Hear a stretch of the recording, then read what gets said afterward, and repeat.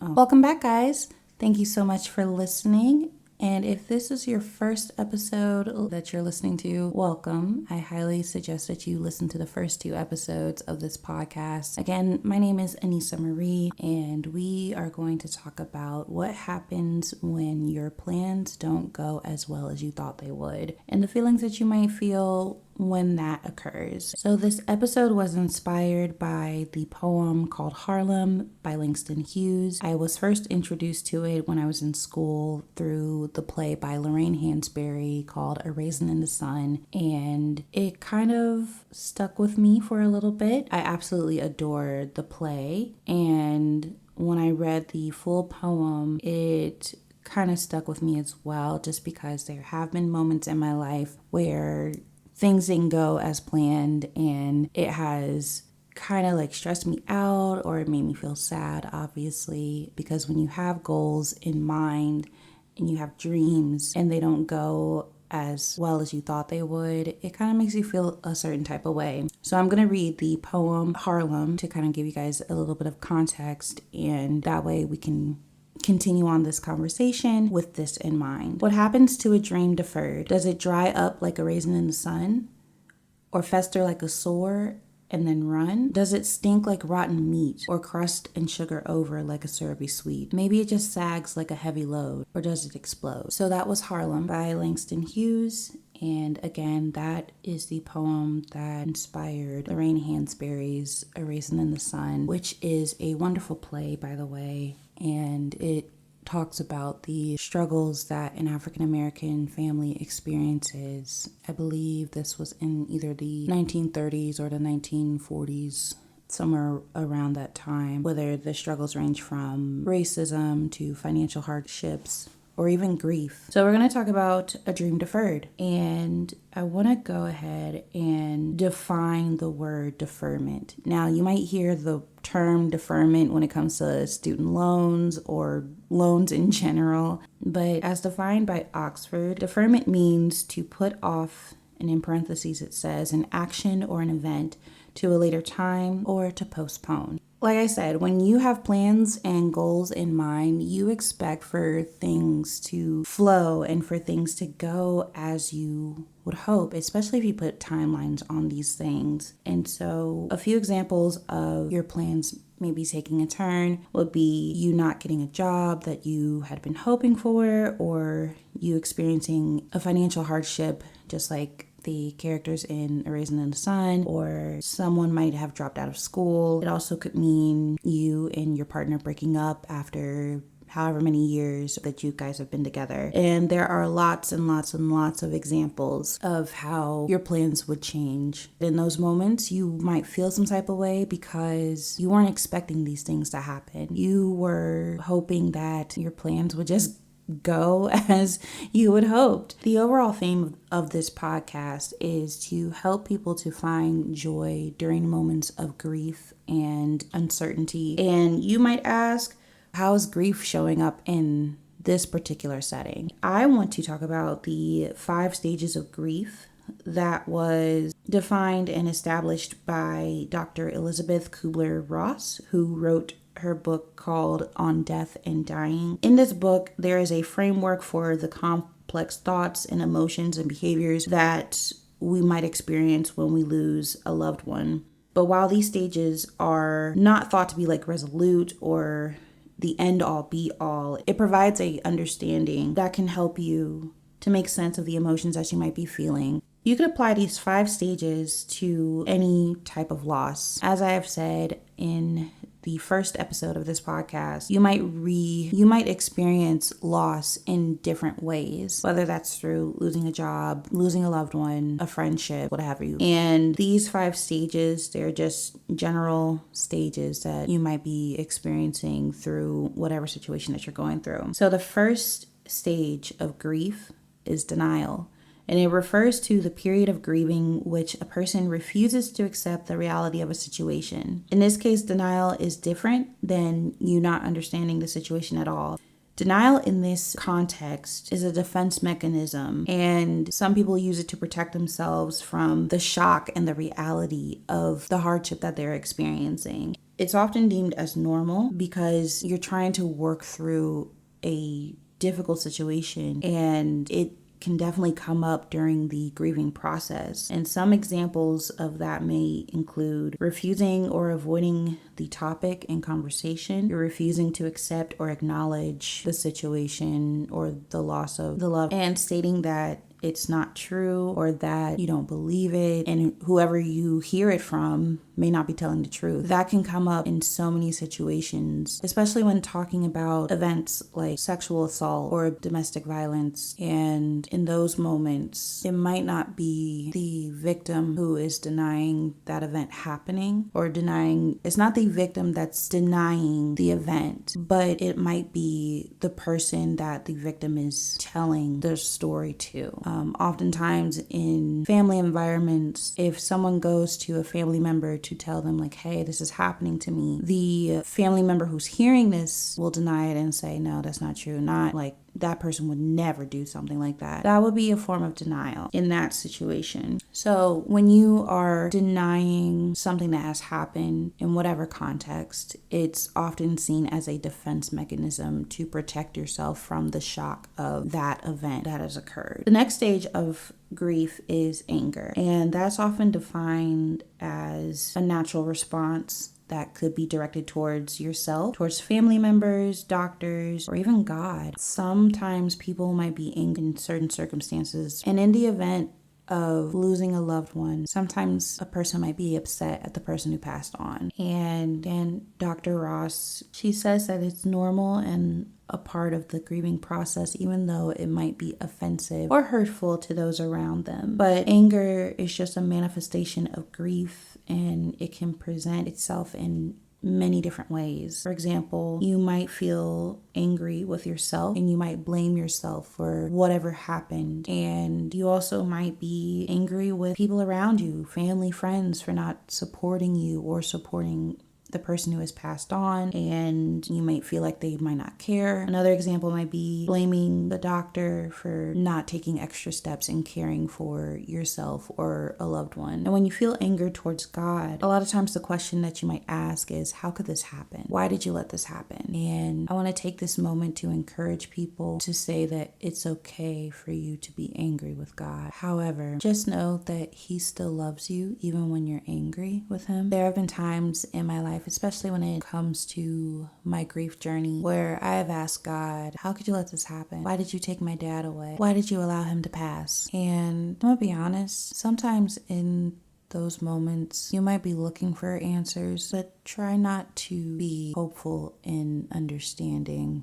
why things happen the way that they did. Because I feel like, at least with death, you're really not gonna understand why someone's life had to end. And so with that, I kind of had to redirect my anger towards God. And this might sound really, really weird, but the grief and the anger that I have felt in the last couple of years, they have actually brought me closer to God. And I'm not saying that I had to lose my father in order to be closer to God. I feel my personal belief is it was eventually going to happen. It was just a matter of when, because we're not meant to live forever. I feel like that is the answer, quote unquote, that we're looking for when it comes to losing a loved one. It's not the best answer. It's not the answer that you expect to get that's filled with fluff and encouragement, but it is reality. It would be harmful for us to think that death or any form of hardship could not happen to us. And I say that it's harmful because if you think that things can't happen to you, that puts you in a state of delusion. And there's a difference between delusion and faith. The way that you can determine the difference between those two is acceptance, which is the final stage of grief that we'll talk about in a bit. Sometimes our parents or the elders around us, they make us feel like we can't question God or anything like that. You know, that what He says is what He says, and that's that. But I encourage you to go a little bit further and realize that when you question God, it's not to doubt Him. If you are asking the questions to come to an understanding, that's okay. You're trying to reach an understanding of why things happened, how things are made the way that they are. You're just curious. There's a difference between questioning in doubt and questioning out of curiosity and trying to understand a concept. And you'll know by the way that you are asking these questions and the tone of your dialogue and the intent behind it. Because if you're just asking to understand, you are asking to understand. If you are asking because you don't believe, it'll come across a different way. I never want anyone to feel like they can't question God or be angry with him. I feel like it's what you do with that anger and questioning that makes a difference, because you can question God on why things had to happen, and he might reveal the answer to you later on. But what you do in between that time is what matters, because you could ask God why, and you could then turn around and say, well, since this isn't going the way that I thought it would, I'm just going to stop going to church. And then you just start doing like your own thing out of hurt and anger. Then we have like a bit of an issue, because you're like abandoning your relationship with God and through the people that he's placed in your life, and you're not necessarily processing your hurt and your anger in the best way. And out of mistrust and out of anger, you just throw up your hands and you wash your hands clean and you walk away. And again, that's dangerous, just because I feel like God can help you with your grief and your struggles and your anger. And I look at God as like a father figure. And in my mind, I'm thinking, if I was hoping for something from my dad and he didn't do it, and if I just say, well, screw it, I'm just gonna go do my own thing and never talk to him again, that will like hurt our relationship. And there are things my dad knew that I definitely could have learned from to help me walk through the different stages in my life, especially as an adult. And because I walked away from our relationship, I no longer have that connection to where I can learn those things from him. So I think of our relationship with God like the same way, where if you walk away from having a relationship with him, you might not be able to learn some things as quickly as you would if you did have a relationship with him. And also you might learn some of those things through other avenues, but it might not be in the healthiest way. I remember talking with someone about having a male figure in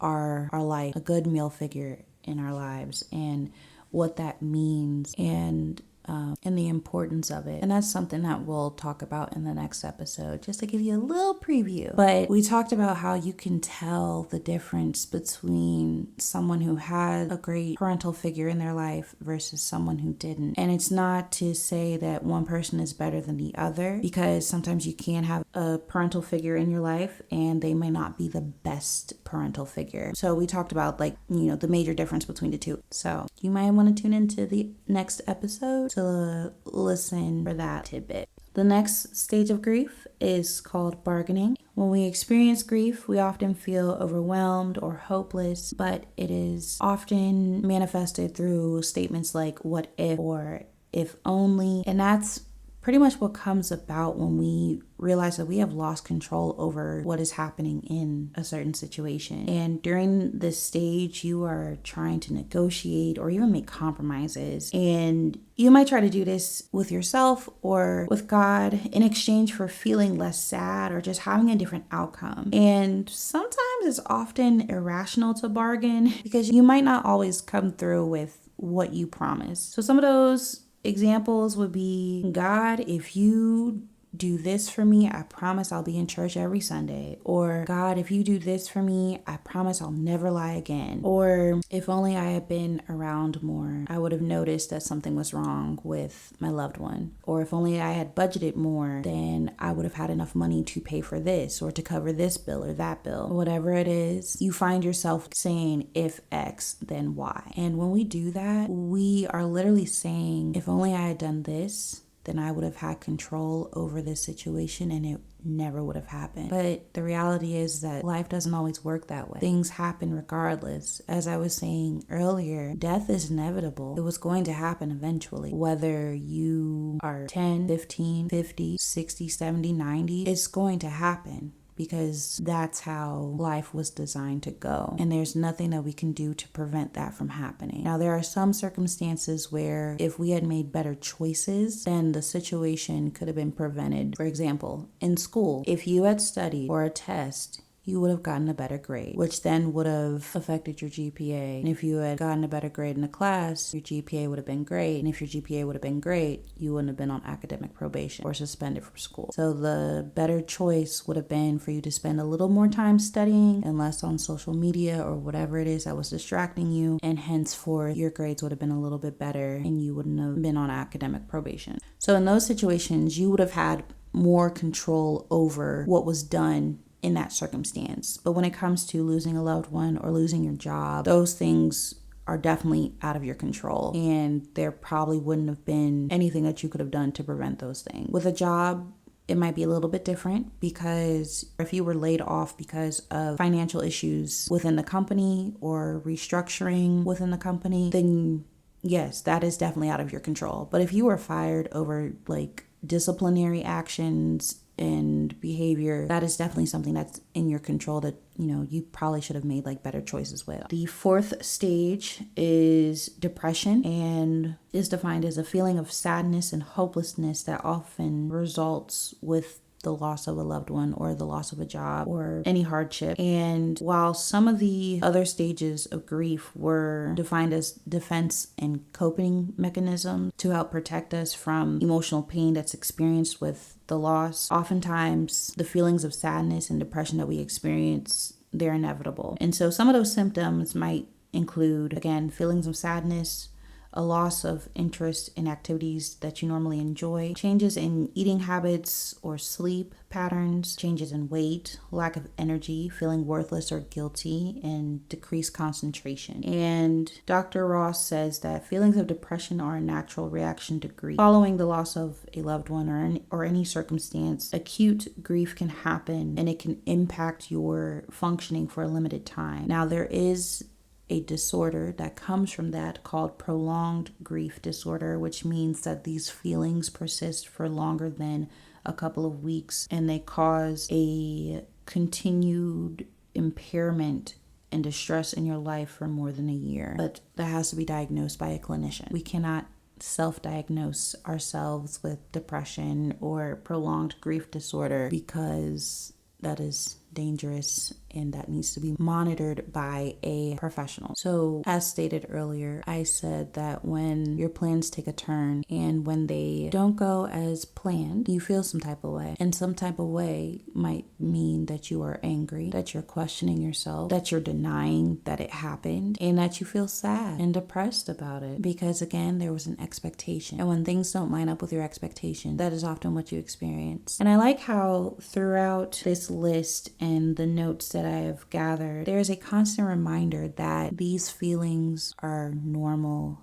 and they're natural. That's encouraging, because when you feel these things, you might feel like you're the only one that's feeling them. You might feel like no one else has felt this way. This sucks. It hurts. Why me? And you feel like an alien. I know I have felt like an alien, whether it was through losing my dad, being kicked out of school in my early 20s, whatever the circumstance, I felt isolated. And oftentimes that's a trick of the enemy to make you feel like you did something wrong. You're the only one that's going through this. But what's encouraging to me is when I talk to people and learn that they also went through either similar things or the exact same thing. And it's so freeing, because it lets you know that you're not weird. You're not, an alien, and that God doesn't like you. Feel like a sense of relief, because you see that, again, this is life. Things are going to happen. Things are going to change. Things are going to get thrown at you to deter you from whatever it is that you have planned. And in knowing those things, that should also help you build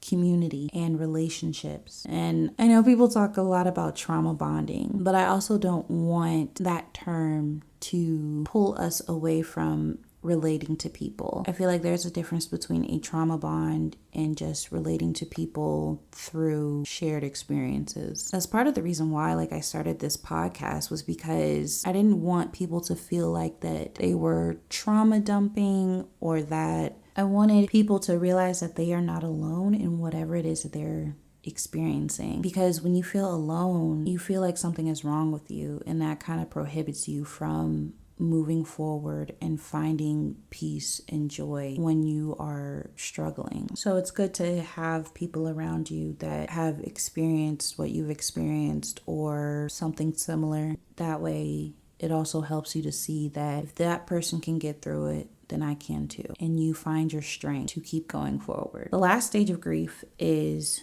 acceptance, and it is considered the fifth and last stage, and it refers to the period of grief where we finally come to terms with accepting the reality of the loss or circumstance. You're no longer denying the reality of the situation, and you're not really struggling against the grief that you feel. Now, I have to say that this isn't where all of a sudden everything is better, everything is fine, everything is perfect. This is where you come to terms with realizing that what happened has happened, and you're focusing your energy on moving forward and pivoting from the circumstance. When it comes to losing your loved one, this is a moment where you take your energy and you focus on celebrating the life of your loved one and, moving forward with carrying them in your heart, thinking of good times, and also creating new memories. You might create new traditions with your family to celebrate the life of your loved one. I know for me and my sister, we did something for our father's birthday where we had dinner, and it was nice. That was something that we always did with our dad, so we thought that it would be good to continue that. But now that we are long distance,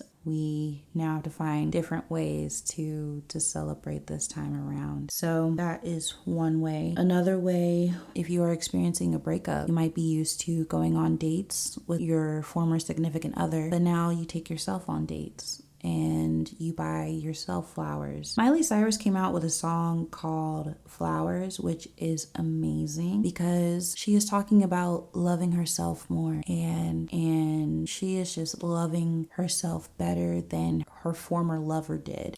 And that's a very empowering song. If you want to, you should listen to it. And so now that we have talked about these 5 stages, we might want to talk about what we should do when our plans change. And I feel like the last stage of grief being acceptance is perfect for how you can move forward and redirect your energy now that you have gotten to the point where you are accepting the reality of things. So I just want to encourage you that it is okay to feel what you feel. Again, all of these feelings that come about, they are natural. They are a part of the human experience, and it's okay to feel it. And you're not alone in feeling that. If you try to stifle your feelings and stay in that stage of denial, then you're preventing yourself from moving forward. You're preventing yourself from doing whatever it is that God has placed on your heart to do. You got to feel what you have to feel. You have to process what you are feeling so that you can move forward.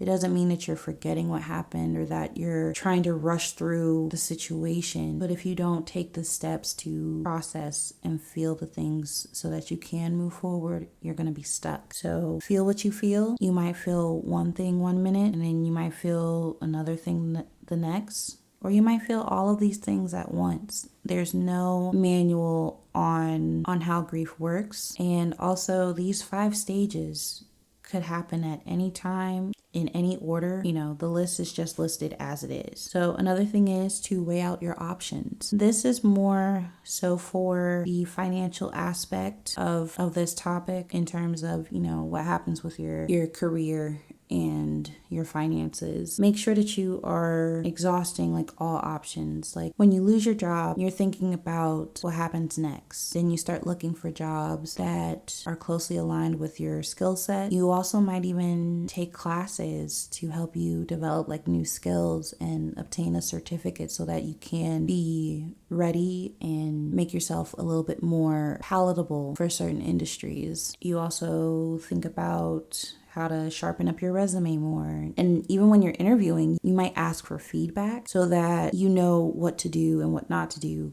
going into your next interview for the positions you apply for in the future. With your finances, you might think about what to cut back on, what you need to invest in more, what you need to spend more on. You might have to downsize on your house or your cars, whatever the situation is. You gotta lay everything out on the table to make sure that you are going about things in a way that'll be beneficial to you. And then, of course, use what you've learned to make better decisions. Like I said previously, there might have been some circumstances that were completely in your control, and it was just a result of a bad choice that was made. And with that, you have to look at what you could have done better. Could I have studied a little bit more? Could I have not ordered this thing from Amazon? Could I have found a cheaper option? Whatever. You look at those things and you have to acknowledge, like, okay, yeah, I could have done that a little bit better. And from that is when you learn to make better decisions going forward. And then you ultimately create a new plan and you execute. Now that you have learned what to do and what not to do, now that you have weighed out your options and you have also processed your feelings and come to a place where you have accepted the reality of the situation, you're now able to build a new plan and execute, and you're able to move forward. But all in all, you've got to pray through every stage. When you process your feelings, when you feel your feelings, pray about it. Pray about the situation. You might not be at that point where you are saying, okay, God, I've accepted this. What should I do next?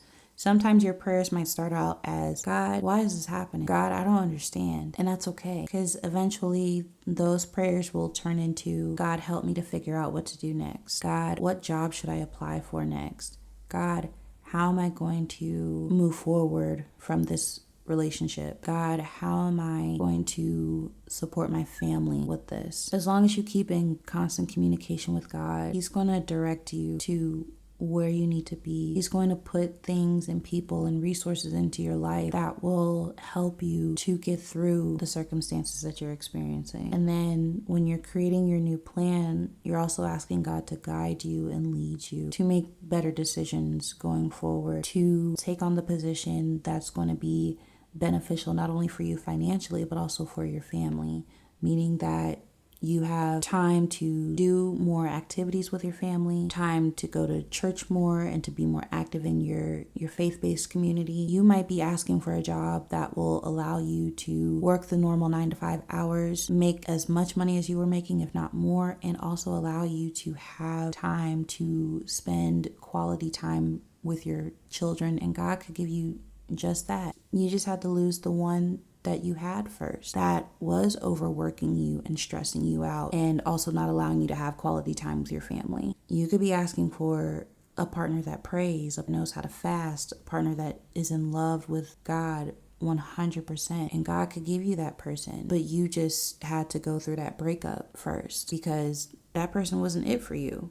But by staying in constant communication with God, it allows you to shape your perception on things, and it allows you to process like what's happening and what you're feeling. And through His Word, through, other people, you get the guidance and the peace and the strength that you need when you go through these circumstances. So I want to encourage you that God's got you and that you have to trust Him. He is like a father who knows his children, who knows what's best for them. And things may be painful, things might be stressful, things may not go as well as you wanted them to go. And who knows, that detour could have been your saving grace, could have been a blessing in disguise. That relationship wasn't the best. That breakup, though it hurts, was a blessing in disguise, because now you are in a better relationship, a better marriage, where you have everything that you want plus everything that you need. That job that you lost didn't have the best environment. The leadership didn't have your best interest, nor were they helping you to grow as a professional. So that layoff, that furlough could have been a blessing in disguise. And now you're working in a position where you're growing professionally, you're growing personally. Your managers and coworkers are healthy, amazing, encouraging. That raise that you got is now helping you to afford things that you want to provide for yourself and your children. And I also want to point out a moment in your waiting. If God is able to make sure that every meal is taken care of, every bill is taken care of, however that looks like, that's a good example of God having you. I know it's hard right now. This job market is insane. This housing market is insane. Everything is crazy right now, from the job market to the housing market to even the dating pool. But if you are able to keep and maintain your lifestyle in spite of, that is a huge blessing. God is providing you with the manna while you're in the wilderness, and your blessing is coming. So though your dreams may be deferred, though your plans may be deferred, be encouraged and know that God has got you. He loves you. He has your back. Continue to trust in Him. Thank you again for listening. I hope this episode has encouraged you. Feel free to like, comment, and subscribe. And also follow the Joy in the Morning podcast on Instagram at Joy in the Morning Pod. Once again, I'm your host, Anissa Marie, and I hope you have a wonderful week. Stay tuned.